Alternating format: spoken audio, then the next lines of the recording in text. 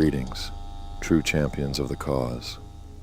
Welcome to Starplanet Beyond the Canon, a showcase of literary fan works from across the multiverse, featuring your favorite intellectual properties. In today's episode, we will be featuring Chapter 5 of the Siberian Experiment, a literary fan work inspired by 20th Century Fox's Alien and Predator franchises. When a meteor hits the Siberian wilderness, military personnel find more than they bargained for.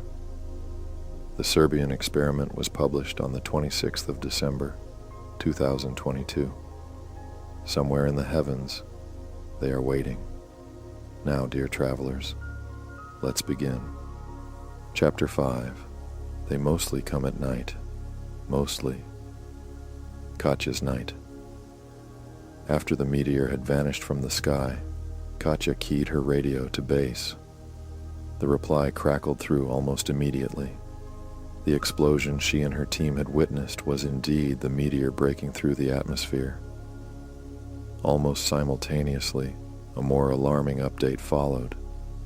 Another platoon, stationed farther up the mountain, had gone dark. Their last reported location was near the most isolated house in the region, perched precariously close to the summit, where several meteor fragments had struck. Base had a new task for her: take a small contingent of soldiers and make contact with the missing platoon, assess any injuries, and evacuate civilians if necessary. They cautioned her that radio signals would fade as she climbed, that contact would become sporadic, and that any delay might be dangerous. Katya had nodded, but unease coiled in her stomach. Something about the silence gnawed at her. After an event as massive as the meteor's fall, the missing unit should have called in immediately. She spread her map on the hood of the nearest truck, tracing the path to the remote house with her finger. Nightfall would swallow the mountain well before they arrived. A chill ran down her spine at the thought of searching in the darkness, with poor visibility and unreliable communication. Shaking herself, she climbed onto the runners of the lead vehicle for a final word with Lieutenant Volkov. "Volkov," she called, trying not to look absurd balanced atop the truck. Her chin barely cleared the window. The young officer looked up, blinking through the dimming light. "Yes, Captain?" His name meant Wolf, but there was nothing predatory in his posture. He came from privilege, and the easy air of entitlement showed. Katya studied him, noting the careless way he rested one arm on the window ledge. "Keep things moving. Night will be here soon, and I don't want a convoy crawling down narrow mountain roads in the dark. And don't stop for anything." Volkov yawned faintly. "Understood.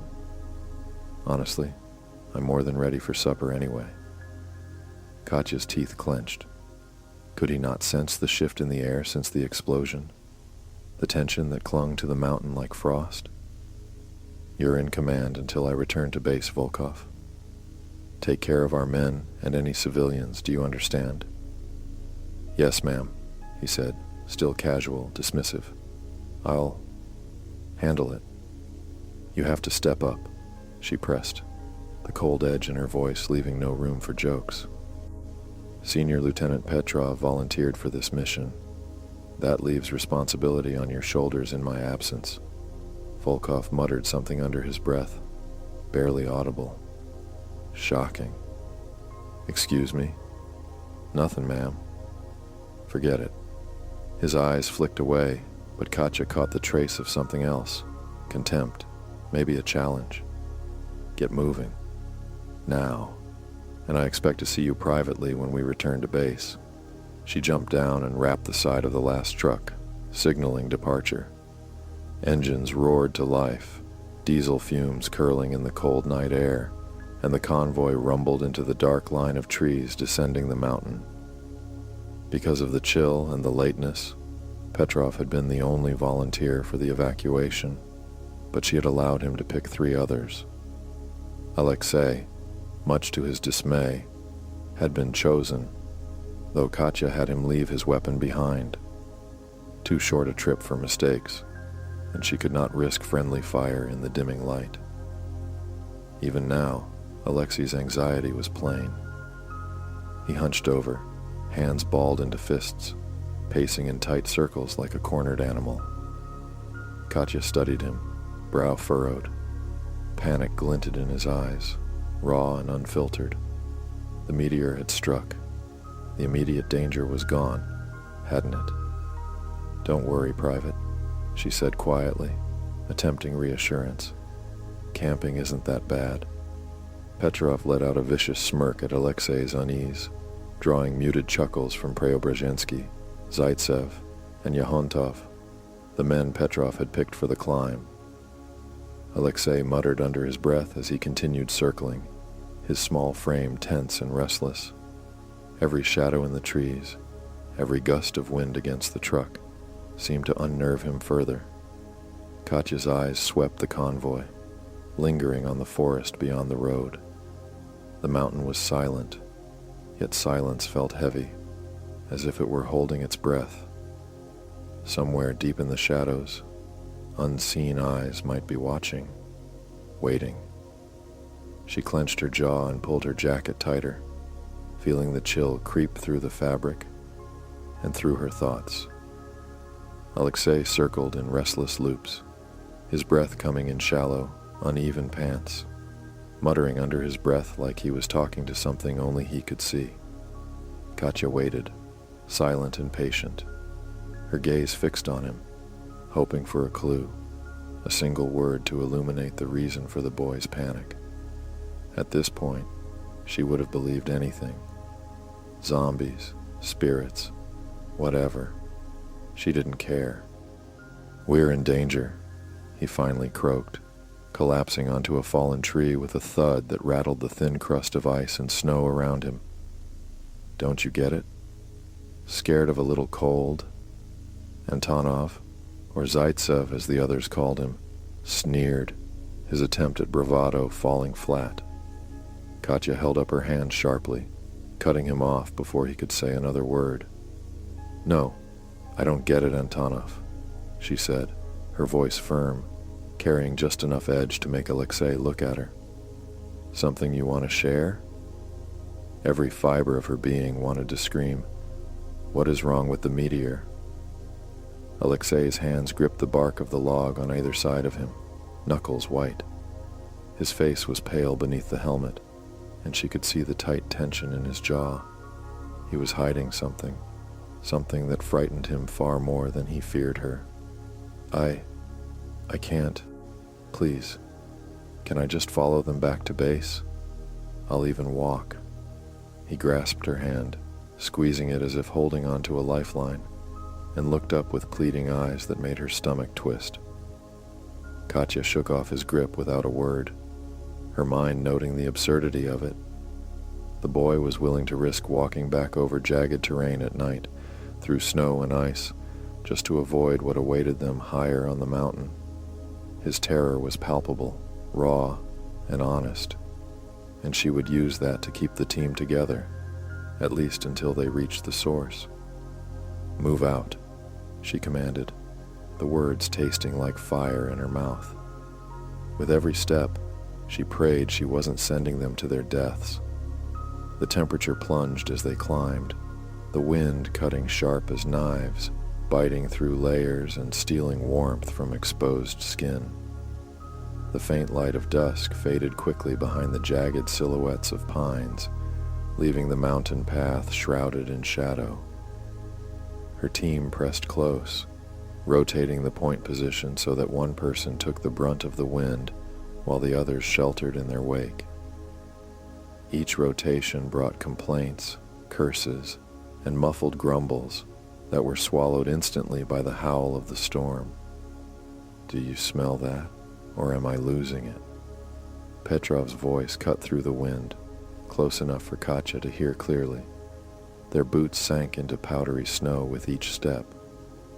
Yahontov crested a drift ahead, while the rest formed a ragged line behind. Please tell me that isn't a fart joke, she muttered, teeth clenched against the cold. She could almost feel the weight of childish antics pressing against her patience. Even her brother, when he had been alive, had his moments. Petrov's reply was a sharp, offended squawk. She couldn't see him clearly, only the glint of his helmet light, but she imagined the incredulous expression. "Captain, why would I—" "I'm serious," he protested. A flurry of snow scoured her vest and she brushed it away quickly, lifting her nose against the stinging wind. "All right, fine," she said, "but I still don't—" The scent hit her before she could finish. Smoke, acrid, sharp, carried by the gale like a warning. "Chimney from the house?" Petrov asked, his voice cautious. Hope threaded through it. "Or the meteor sparked a forest fire," she said, her jaw tightening at the thought. He grimaced. "That wind will turn it into an inferno in minutes." Before she could respond, the howl came, piercing, desperate, and terrifyingly close. The echo bounced between the trees, reverberating through frozen trunks and snow-laden branches. Alexei leaped into the air, heart in his throat. "What was that? Did you hear it?" "It's animals," Katya said, voice firm, though her stomach tightened. "Stay sharp." He didn't look convinced, so she lingered a heartbeat longer. "Alexei, wolf attacks on humans are rare. You're more likely to be struck by lightning. Pay attention to the real threats." "Like tigers and bears," Preobrazhensky jabbed, smirking, and Alexei whimpered. "Or the ghost of Siberia," Yahontov added, his voice low and teasing, spiking tension with superstition. "A specter that only shows itself when it's ready to drag you away." "Cut it out," Petrov groaned, though his voice was swallowed by the wind. Katya had learned Yahontov's superstitions could be dangerous in the wrong mood. She made a mental note to keep him close. Light suddenly flickered from Zaitsev's lamp. He must have caught her gaze. "Hey, Alexei, want an American slushie? Lemon's the only flavor left," he quipped, shifting the attention away. The group chuckled, though Alexei only huffed, his fear giving way to grudging amusement. She noticed the team slowing. The climb was taking its toll. "All right, everyone," Katya called, voice sharp, cutting through the wind. "The map shows the house should be just ahead. We're within half a click. Keep pushing, just a little further." Yahontov, still leading, suddenly stumbled forward, snow erupting in a small cloud around him. Preobrazhensky and Zaitsev laughed outright, but Katya's gut twisted. This wasn't a stumble. Something unseen had tripped him. "Quiet," she commanded, stepping forward.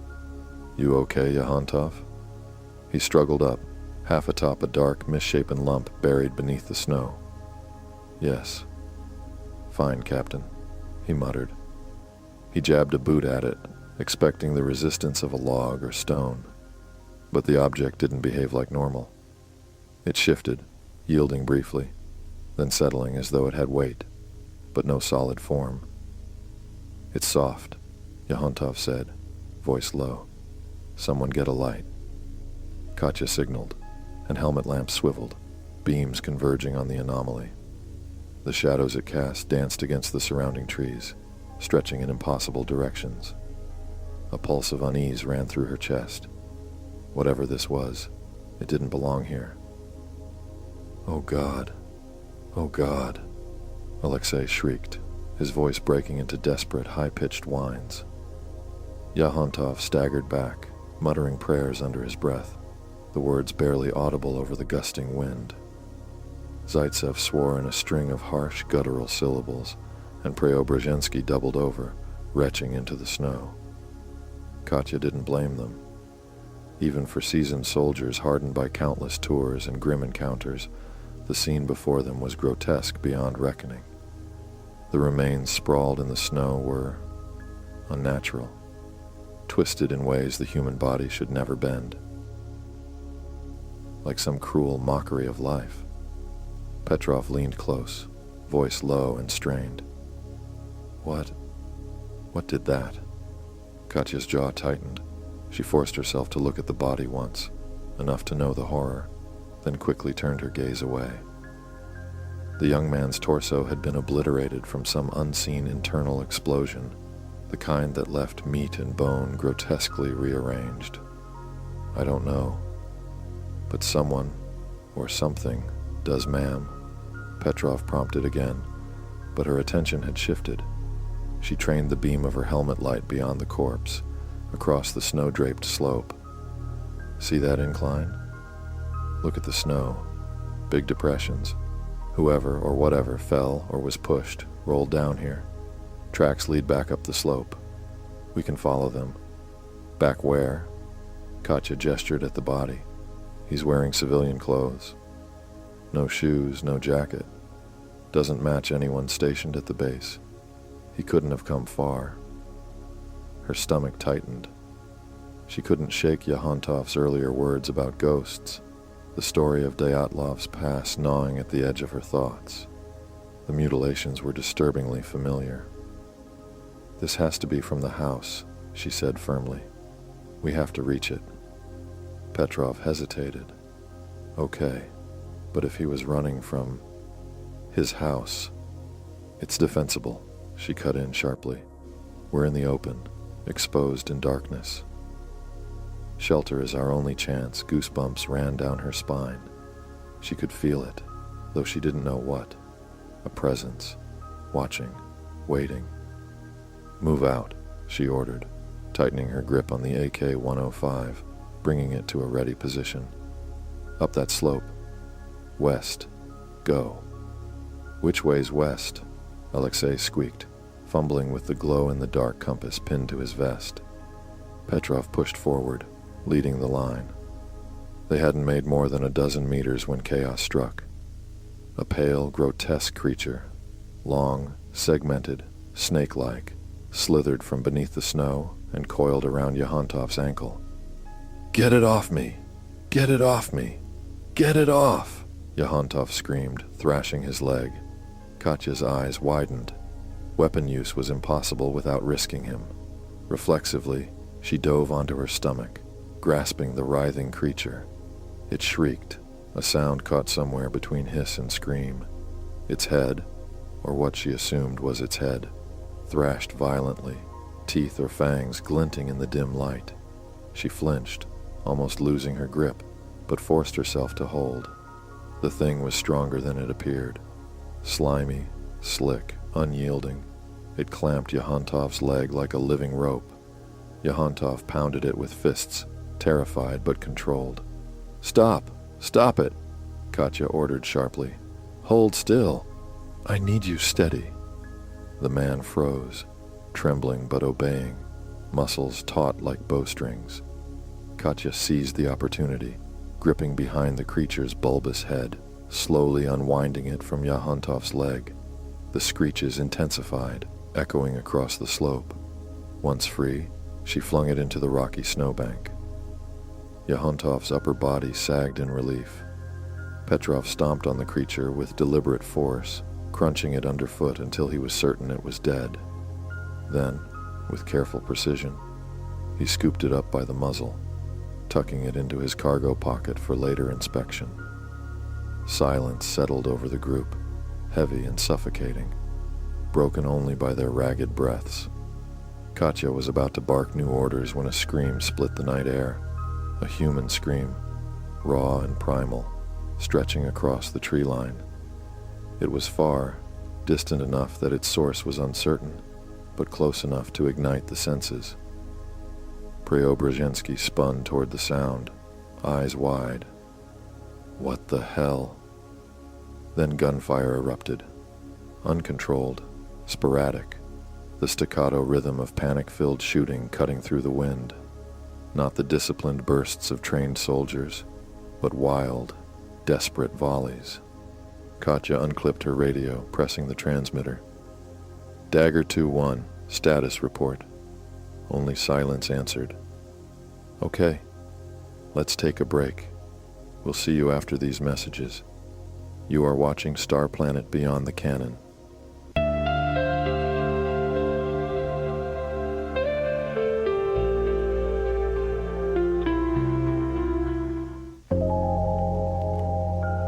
Out here, the stars don't sleep. They hum to the rhythm of engines and echoes, and warriors who don't back down. Every fight's a verse. Every hero's got bars written in battle scars. And the night's our stage. We rise when the world powers down. We drop heat when the signal fades. No capes, no crowns, just grit, code, and courage. From the city streets to galaxies unknown, we chase what's real, 'cause legends ain't born, they're broadcast. This is the block where the dreamers run wild. Starplanet, dark side, still running the night, still built different.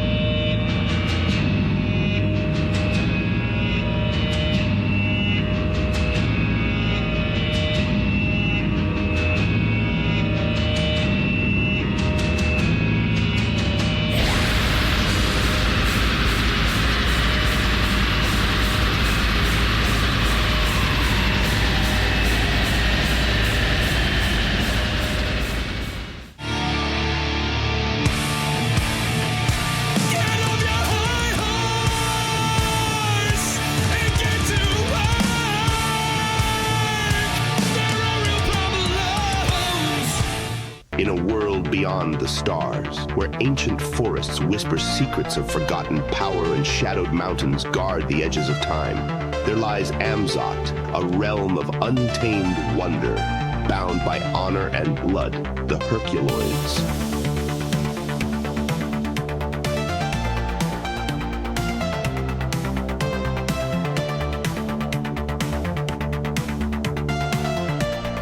The Herculoids.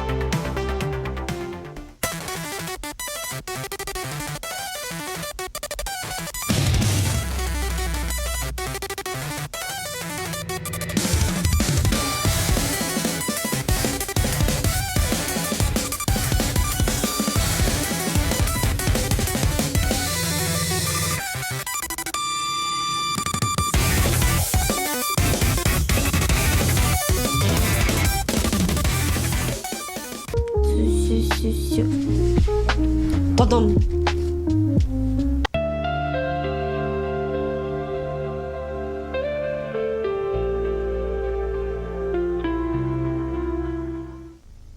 Welcome back. Let's continue. The men clustered close, eyes darting across the snowy tree line, breaths visible in the frigid night air, their helmets casting harsh beams across the landscape. Petrov's AK-105 never left his hands, scanning every shadow, every hint of movement. Dagger 2-1, acknowledge. This is Captain Jekaterina Mikhailov. We hear gunfire. Have you made contact? Over her voice carried across the static-laced radio. Firm, controlled, but the lack of response gnawed at her. She tried again, and again. Each failure pressed heavier against her chest, the tension in the silence almost suffocating. Switching channels to base brought only the same hiss of static. Crap, she hissed, slamming the device back onto her hip. Alexei shifted beside her, shoulders hunched against the cold. The base said the radios might not work up here, he murmured, voice barely above the wind. Another burst of gunfire ripped through the trees, jagged and sporadic, echoing off distant slopes. It moved away from them, or perhaps the chaos was shrinking, bodies falling, leaving silence behind. Orders, ma'am. Zaitsev's voice cut through the night, sharp and impatient. Katya took a slow breath, scanning her team. pale faces reflected in the flickering helmet lights, eyes wide, muscles taut. In moments like this, the captain had to be a rock, unshakable, even if the ground beneath her heart trembled. Her gloved fists throbbed from the intensity of her grip, knuckles pale. A whisper of guilt crept through her mind. Are you going to abandon them? Your allies? Her brain answered coldly. You know you have to. Her jaw tightened.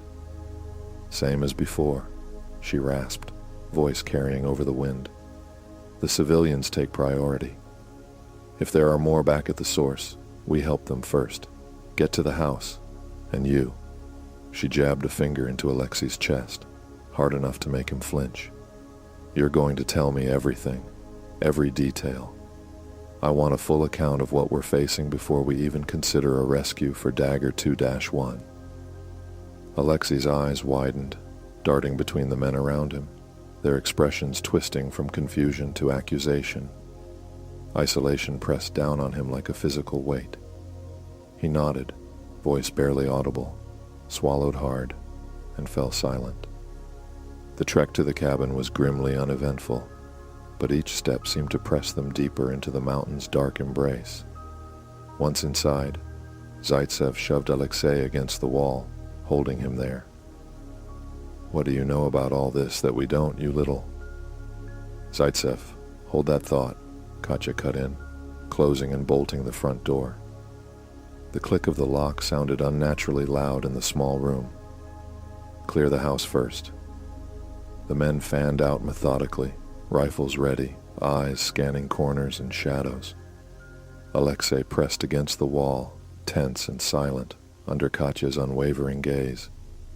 The cabin was modest, almost bare, a single story, a main room combining kitchen and living space, with only 3 doors leading away. All were wide open, a silent invitation to the horrors inside. The warmth of the cabin did little to chase away the chill that had settled over them. Clear, called Petrov, Zaitsev, and Yahontov almost simultaneously, but Preobrazhensky's grim tone cut through. 2 civilian casualties in the bedroom. The team moved toward the larger room, a mixture of duty and morbid curiosity driving their steps. Alexei turned away, muttering under his breath. Inside, the couple lay as grotesque and mutilated as the previous victim. Older this time, perhaps 50, dressed in pajama tops and bottoms, the terror frozen on their faces. Each detail, every disfigurement, screamed of a predator beyond comprehension. Katya's gaze swept the room, piecing together the sequence of events, the violence etched into the walls and floor. Horrific as it was, she forced herself to see the tactical lessons in it. Every encounter, every mistake, would be a training ground for what lay ahead. What do you make of it? She asked, turning her attention to the soldiers. They studied the room in silence, hands gripping weapons, eyes hardened. The soldiers seemed to be handling the gore better this time around. They were focused and calmer. Windows broken, Yahontov said, his hand hovering over the jagged shard still clinging to the frame. Katya had already noticed them the moment she stepped inside, the jagged edges slicing a menacing line against the pale light of her helmet. Right, she replied, her voice low and steady. What else? Petrov, glancing over his shoulder, pointed toward the main room. Double-barreled shotgun thrown to the side, broken open.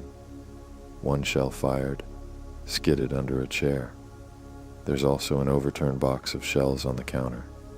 Katya nodded sharply. Good. And? Alexei shifted nervously, eyes darting between the floorboards and the ceiling. All the doors, even the front one, they were open. His words trembled. He immediately looked as if he wished he could take them back. So, what happened here, gentlemen? She pressed, forcing the group to piece it together. Zaitsev scratched the back of his neck, avoiding her gaze. Something broke in, through the window, attacked the old man and woman. Katya's lips pressed together, absorbing the scene. Go on. Preobrazhensky's voice was quiet, almost mournful. The kid we saw outside, probably their son, tried to load the family's gun to protect them. Couldn't do it fast enough, Petrov added. It, whatever it was, chased him into the snow. That's why his tracks are the only ones leading out of the house. Katya's jaw tightened. That's my interpretation too.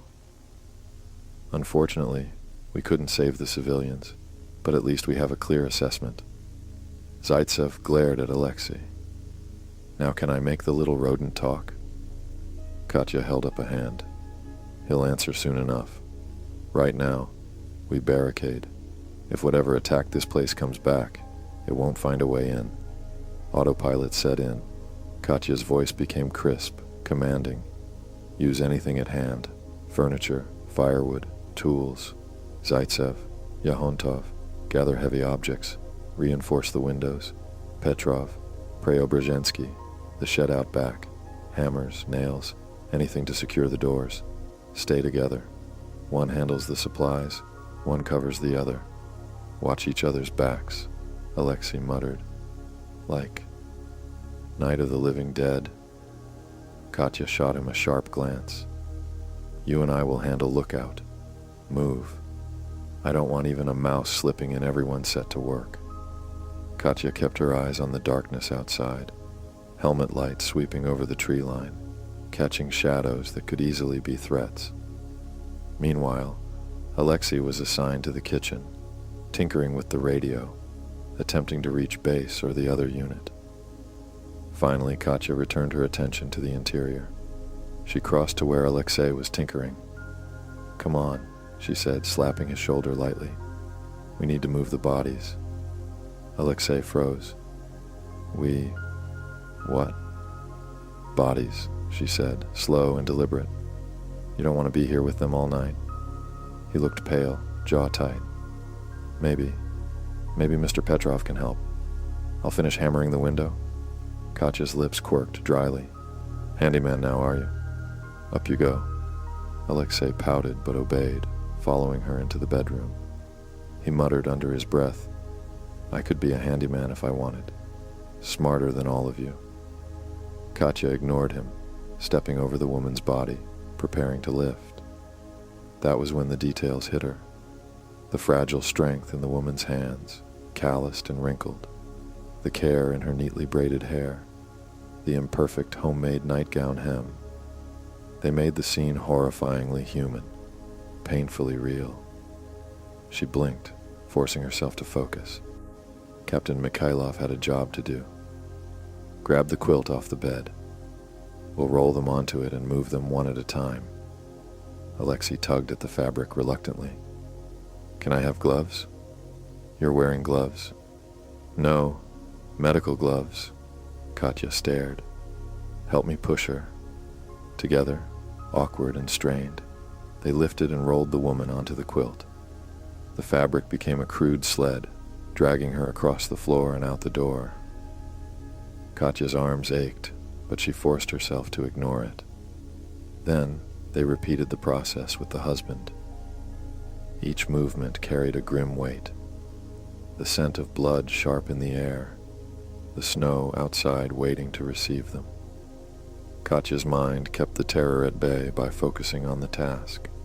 Clear the house, secure the location, live to fight another day. Once the bodies lay side by side, a few meters from the cabin, near a well partially buried in snow, Alexei balled up the quilt and tossed it aside.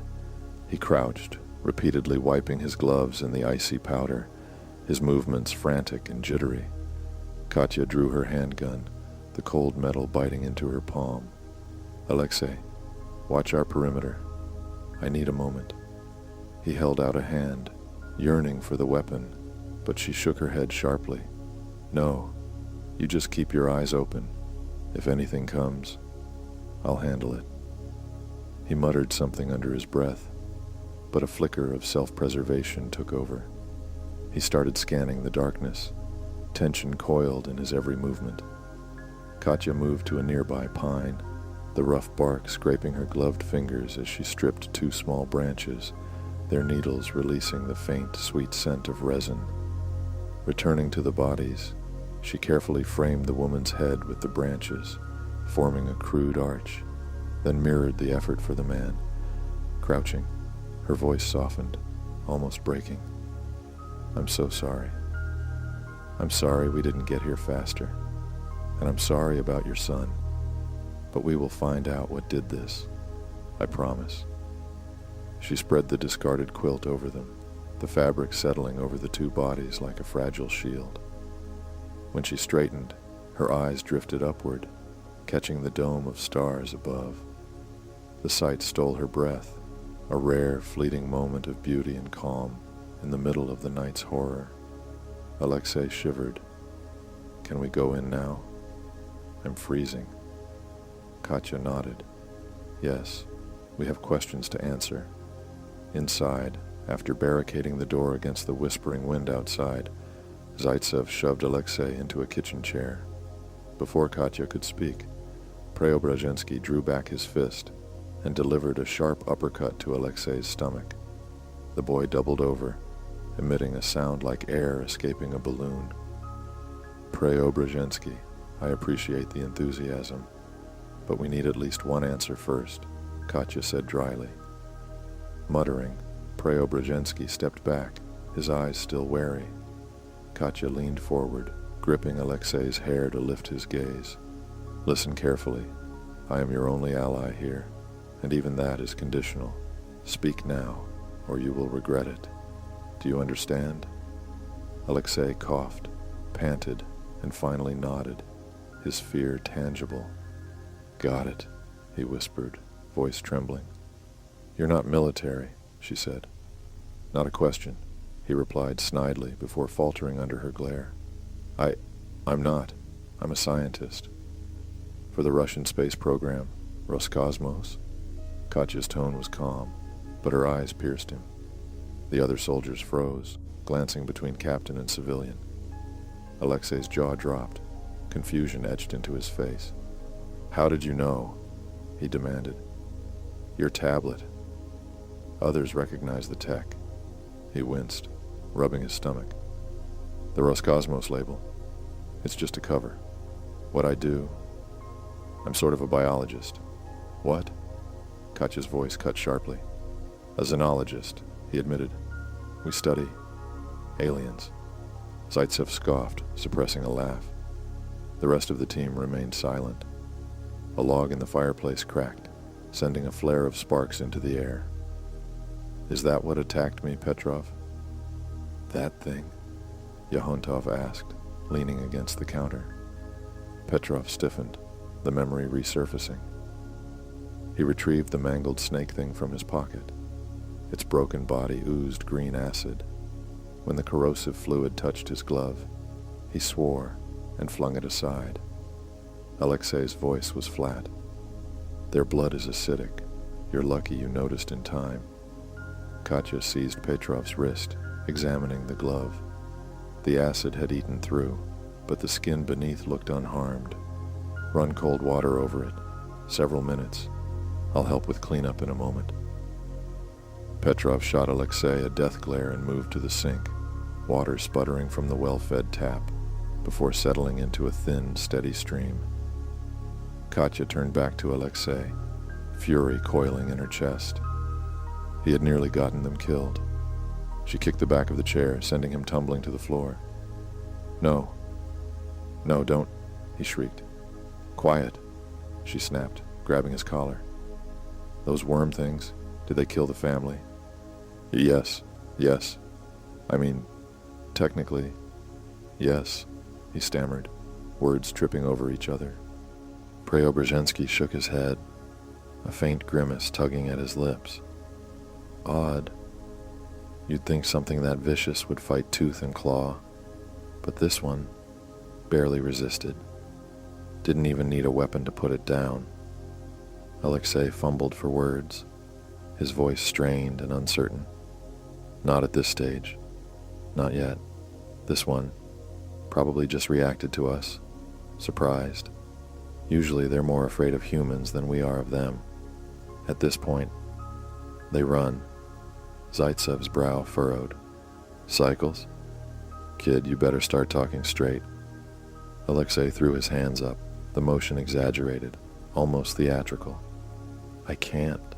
I was told they'd silence me if I spoke. Whoever's running this, whoever sent me, I'm supposed to stay quiet. Katya's eyes narrowed, her patience thinning. Who sent you? Name them. Alexei shifted uncomfortably, avoiding her gaze.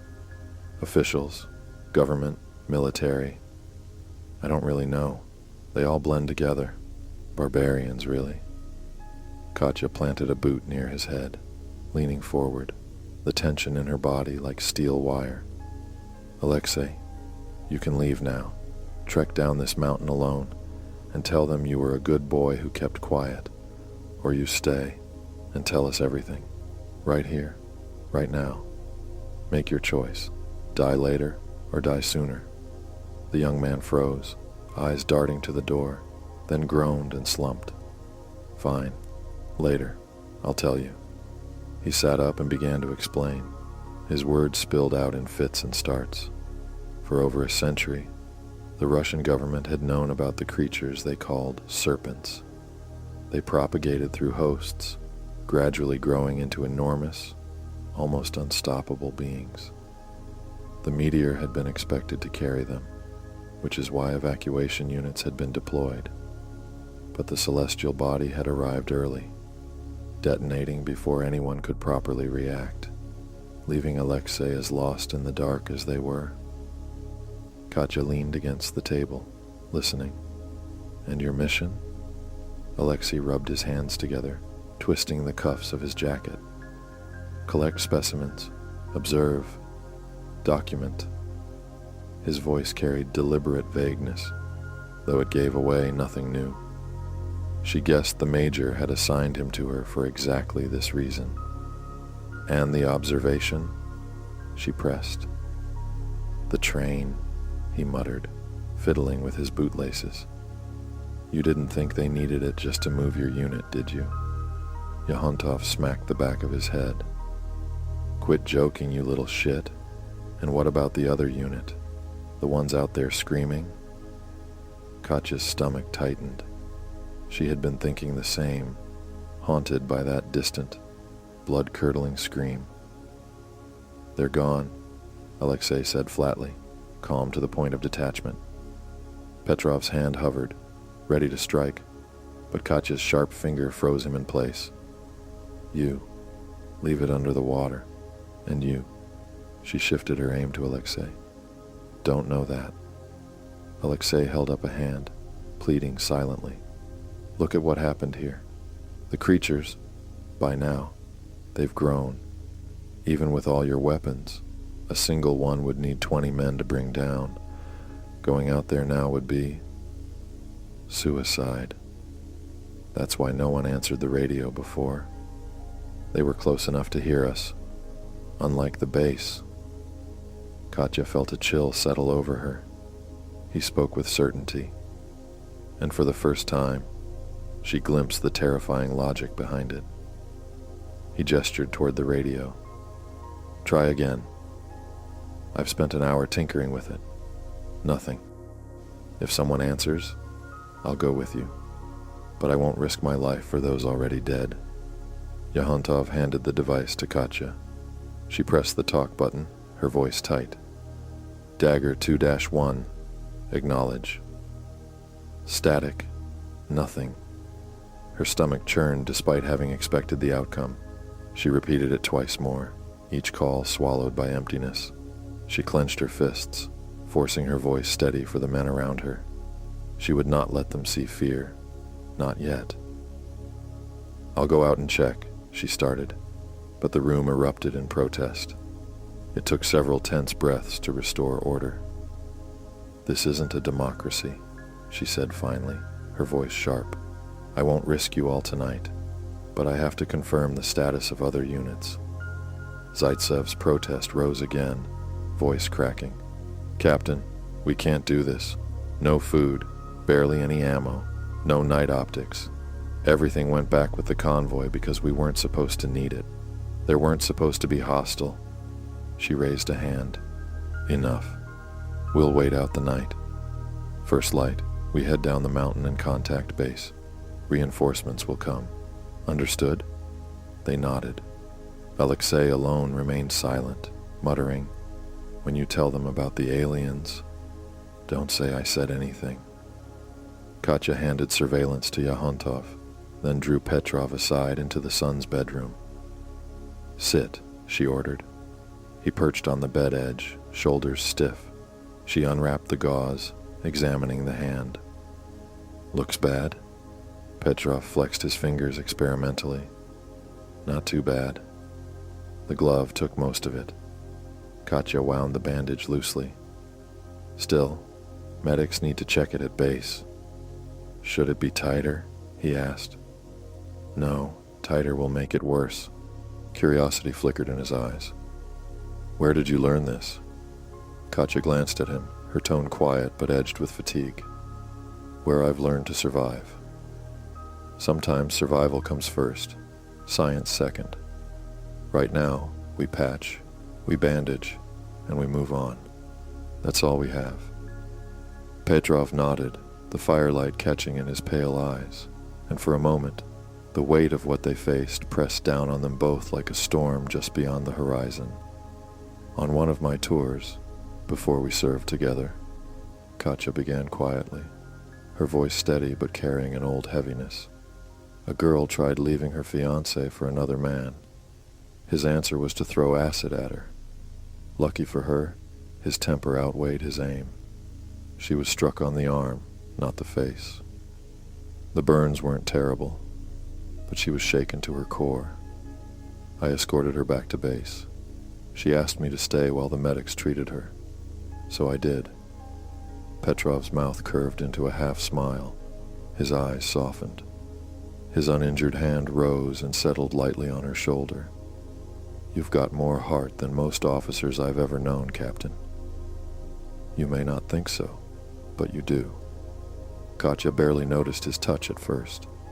She focused on his bandaged hand, gently turning it so she could tie the knot behind his knuckles.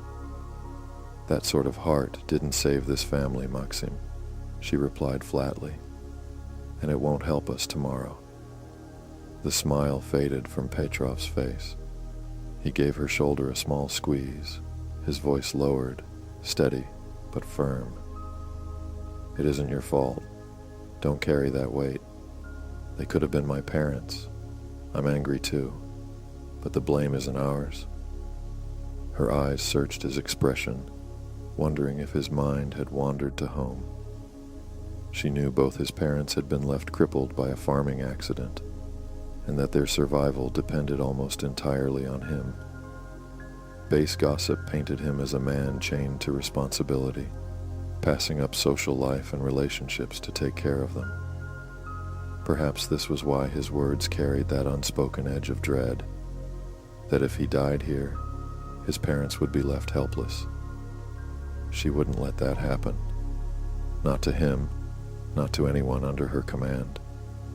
But then she noticed something else. His hand still lingered on her shoulder, longer than was proper. The gesture unsettled her, not because she disliked him, but because he knew as well as she did that intimacy between superior and subordinate was strictly forbidden. This wasn't the time to address it.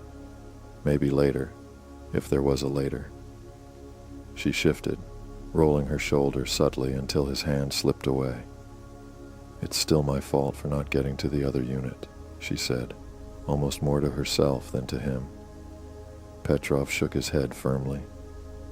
"Most of them were gone before we even got here. We both know it."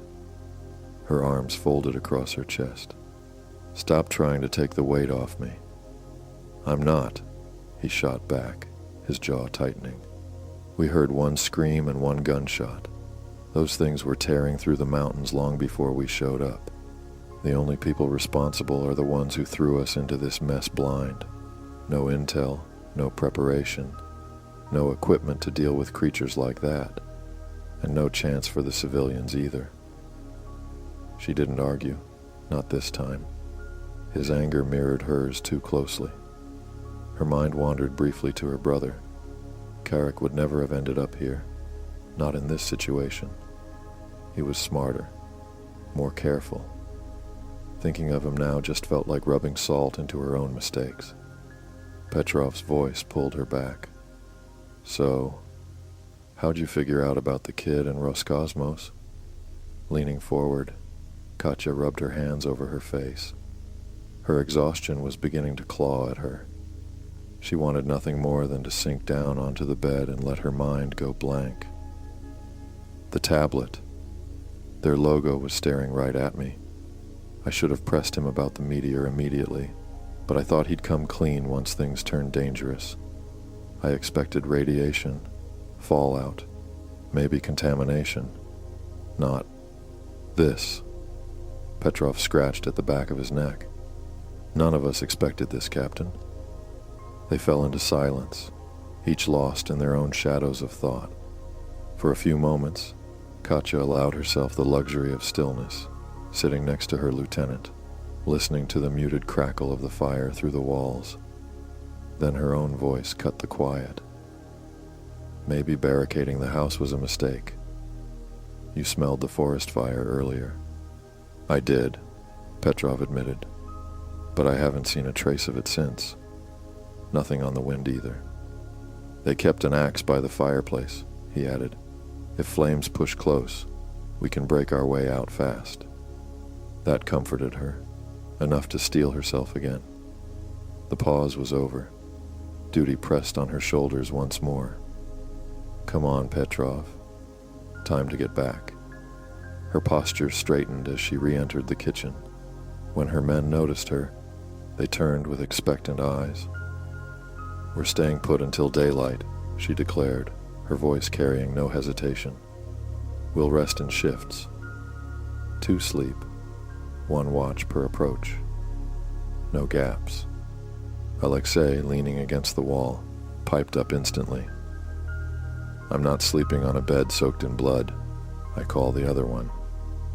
Perfect, Katya replied without missing a beat. You're on first watch with Yahontov. Petrov needs rest with his hand the way it is. Alexei's face twisted, but the order stood. The night dragged on, endless and heavy. Now and then the stillness shattered with the echo of distant gunfire. Short bursts, sharp and rattling, but the rhythm didn't sound like Russian weapons. That detail gnawed at Katya, left her staring into the dark with a weight in her chest she couldn't shake. When her turn for sleep came, true rest never followed. She drifted in fragments, her body falling into shallow slumber, only to claw back awake at the faintest noise. Her mind caught between exhaustion and vigilance. When the pale light of morning seeped through the cracks of the boarded windows, the soldiers gathered in the living room. Nobody spoke. Their shoulders sagged, eyes fixed on the floorboards, as if they might open up and swallow them whole. The air carried the weight of exhaustion and quiet despair. My blood sugar's tanking, Alexei muttered, breaking the silence with a dramatic pout. His stomach growled loudly, the sound almost mocking. Somebody cook something before I waste away. Katya exhaled sharply, rubbing at her eyes before rising.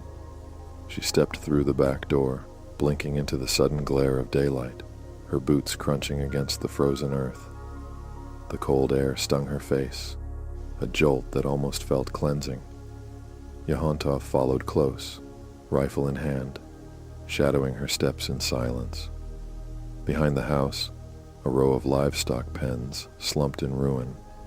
Posts snapped like brittle bones, fencing torn and scattered. The snow was gouged with deep drag marks, streaked dark with frozen blood. Whatever creatures had come in the night hadn't spared the animals. The smell lingered, copper, smoke, and something sour beneath it all. Katya studied the carnage, her jaw tightening. If Alexei's theory about infestation was true, then this wasn't just slaughter. It was fuel. "You holding up, soldier?"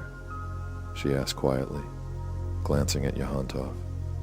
She remembered how the alien's claws had wrapped around him, how close he'd come to being carried off into that nightmare. He gave a stiff shrug, eyes fixed on the ruined pens. "Ask me when we're back at base, Captain." His voice carried the strain of someone trying not to crack. Katya gave a small nod. She didn't need to press further. Yahantov went on, though, words spilling faster, like he had been waiting for someone to hear them. "I've always liked conspiracies," he said bitterly. "Now, I don't want to hear another one again. This isn't wild theories on a forum. This is too much." "I know," Katya murmured, her gaze sweeping over the red-stained snow. "I wouldn't believe it either if I hadn't seen it with my own eyes." Yahantov gave a grim chuckle, pointing to the splintered pens. "Looks like the conspiracy ate our breakfast." Katya huffed, turning back toward the house. "Let's check the pantry.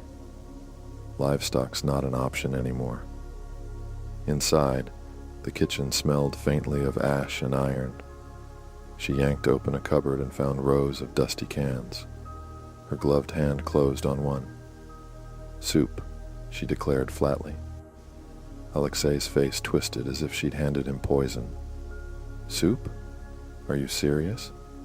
She slammed the can against the counter with a sharp clack. Her patience was threadbare. "What now? You got something against soup? I hate wet foods." Alexei shot back, like a child refusing medicine.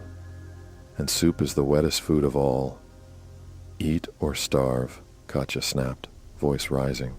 That was when a knock rattled the front door. The soldiers froze.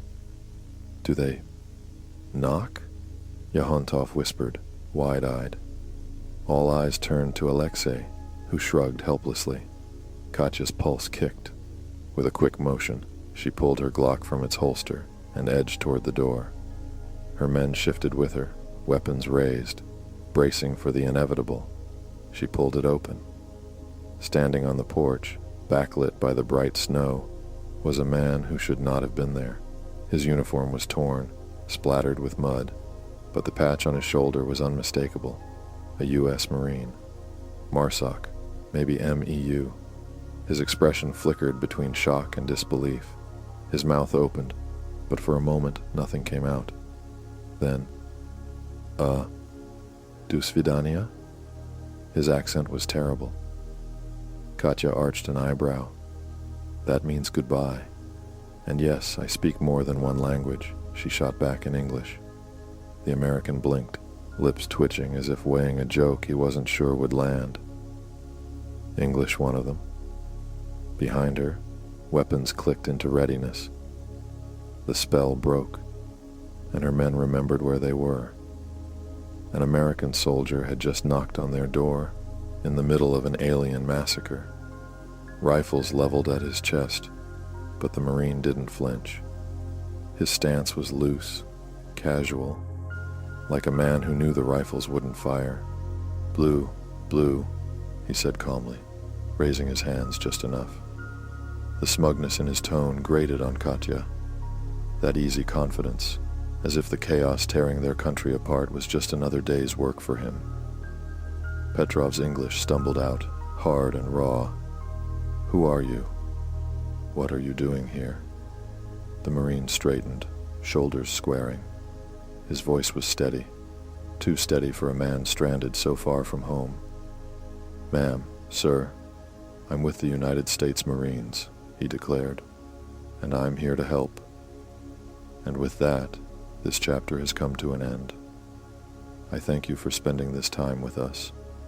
Until our paths cross again, please like, comment, and subscribe. I have been your host, Arius Vallo. See you in the shadows, my love.